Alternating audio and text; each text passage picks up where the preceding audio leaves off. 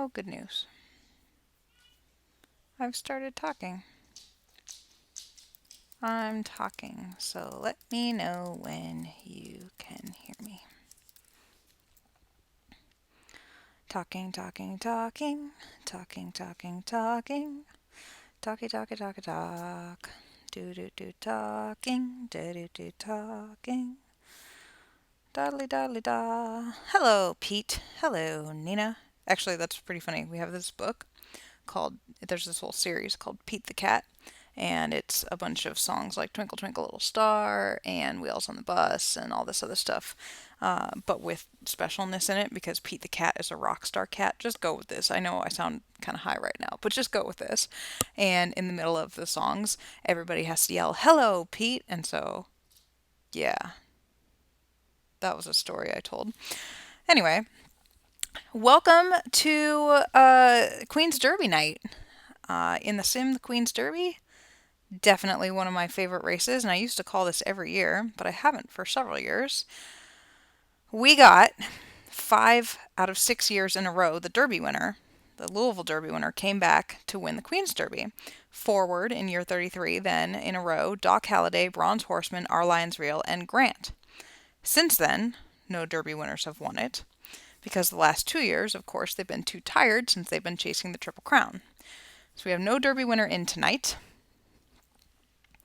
but we still have a nice field, very short field of 5, but a nice field, with 2 major players and 1 horse who's looking for redemption now that he has the correct equipment on.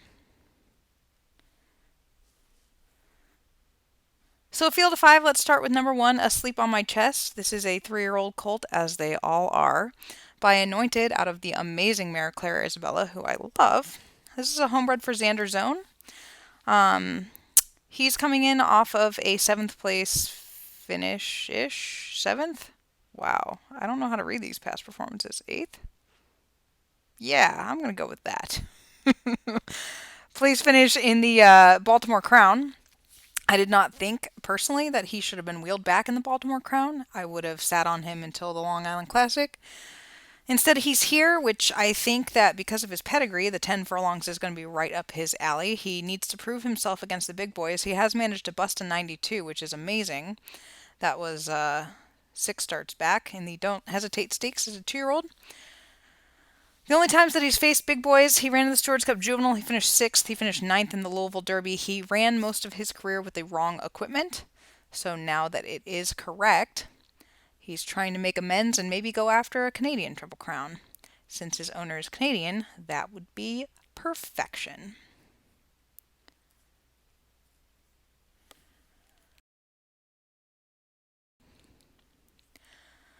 Next up is number 2, Dee's Eagle Eye, and the Dee's Racing Stable wants to win this race so badly. Every year he throws a couple horses in here trying to get it. This horse is coming off a 4th place finish in the Panama Jewel. He's also a son of Anointed out of a Vanguard mare. This is not a homebred. Kevin Rivers bred this horse, and he only has a high speed figure of an 81, which is tied for the lowest in the field. Phew, speed figure-wise, this is a pretty hefty field. This horse most recently won a non-winners of 2 lifetime back in week 1. He has not run since week 6, so that's quite the break. He also has not had... Oh, no, he did. He worked week 8. I forgot what year we were on. Thought we were on year 44. Jumping the gun a little bit. So he did work week 8, which is actually perfect. You love to see a work with a break this long. He went 6 furlongs in 109 and 4. That is Dee's Eagle Eye. Next up we have the race favorite, D.I. Hardy, not only the monetary favorite, but also the people's choice. D.I. Hardy coming off 2nd place finishes in 3 straight races. He was 2nd in the Southern California Derby, and he has a lot of people wondering about his distance ability because he's by a horse named Taste of Shadows, who's by Thriller, who is not known for being able to throw horses who want to go long.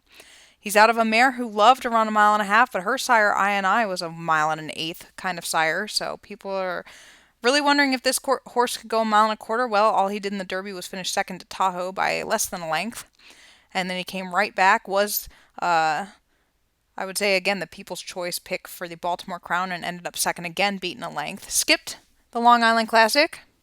I did run him in the race and he finished 4th, if anyone wants to know that information. But he didn't actually run in it. His highest speed figure is a 100, and that came when he won the Stewards Cup Futurity last year, which is a mile. Today he has to prove that he can go 10 furlongs. Will he be able to? We'll find out. Do do do do.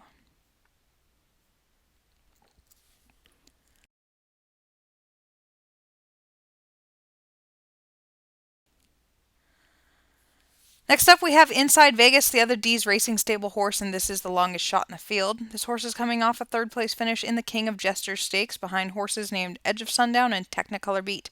If you don't know who those horses are, that's because they are California breds that fit in that King of Jesters Stakes and were not real top-class 3-year-olds. This horse's most recent win, he actually reeled off 3 in a row, broke his maiden week 15 of last year, then won a non-winner 2, then won a non-winner 3, so he was brought about the right way. His highest lifetime speed figure is an 81. This is an Eric Nalbone bred by a URIM out of a Stay Inside mare. So he's bound to have some speed. Will he be able to go the distance with these kind of horses?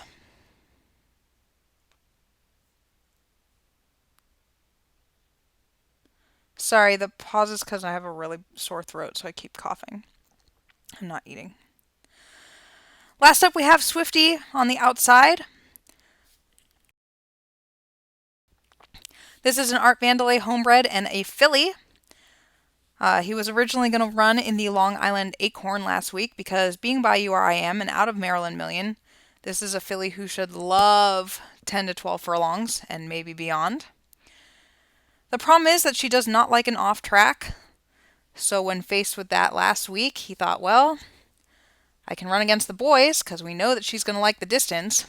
If D.I. Hardy can't go 10 furlongs, then this is probably the horse who would pick up the pieces. Her highest ever speed figure is a 95, which came in her maiden. She did win the Stewards Cup Juvenile Fillies last year. And win or lose today, Art Vandelay has a tough call of whether to run her in the distaff, going 1 mile and 1/8, which might be too short, or in the ladies' route, 1.5 miles, which is right up her alley, but 3-year-olds have a very difficult time winning that race. Or does he go against the boys again? If she wins, she could make that decision for him. And that's the field for the Queen's Derby. Betting pool is currently at 68,000, but you have another minute to get your bets in.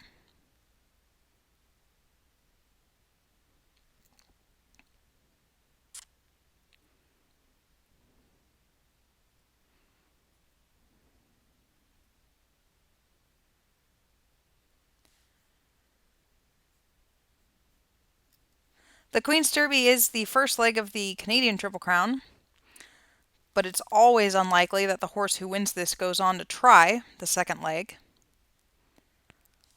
Already, next week's race has 3 entries, including Pete Vella's Roaming Thoughts, who's 5 for 7, and Cleopatra's Space and Time, who's 4 for 7. This horse is off of the Triple Crown Trail. I actually kind of would have liked to see him in the race tonight, but she's afraid he can't go 10 furlongs. This race is rumored to be getting Cyberman, the superstar miler colt whose name is not Diverman, which is what I just typed into the search bar. Cyberman's 7 for 7.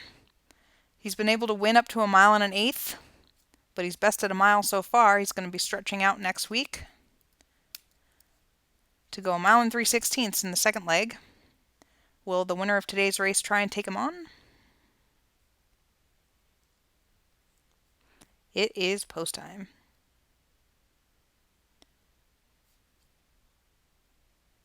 Betting pool closes at $79,000.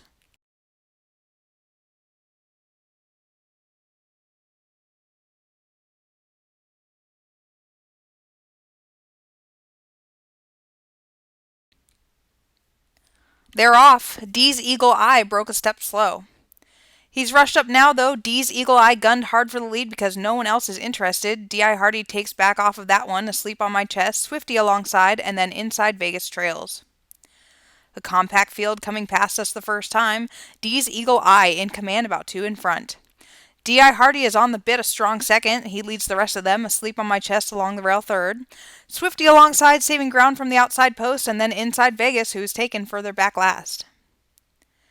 D's Eagle Eye. He leads by 3. D.I. Hardy tracks second, and he has a good 4 lengths on Swifty in third.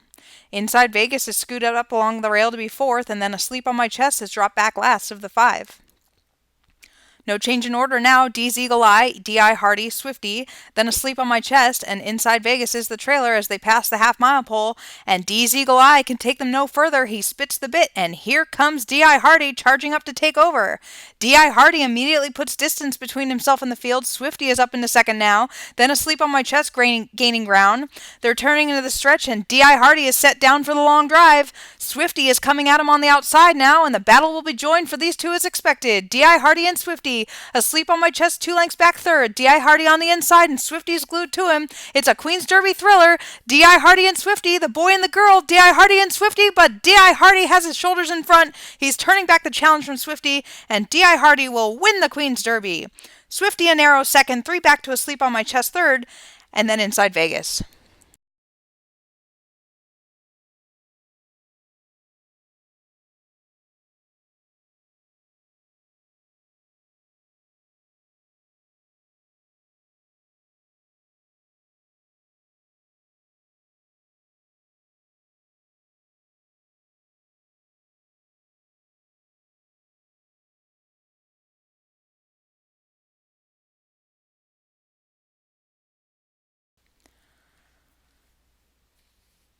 The official winner is D.I. Hardy. He's a 3-year-old dark bay colt by Taste of Shadows out of Sirax by I&I. He was bred by the steward and is owned by Nina Olsen. This is his 6th win in 9 starts. The official margin of victory was a half length.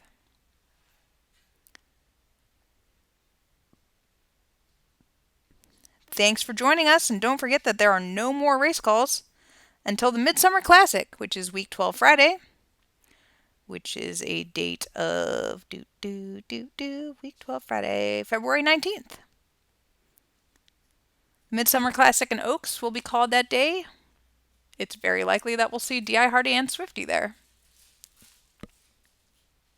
along with, Tahoe and Be Prepared and those other creatures that are good at racing.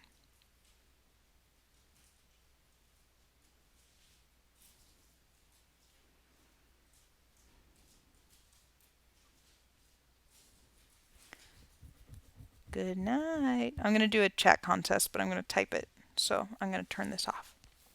Okie dokie. Okie dokie.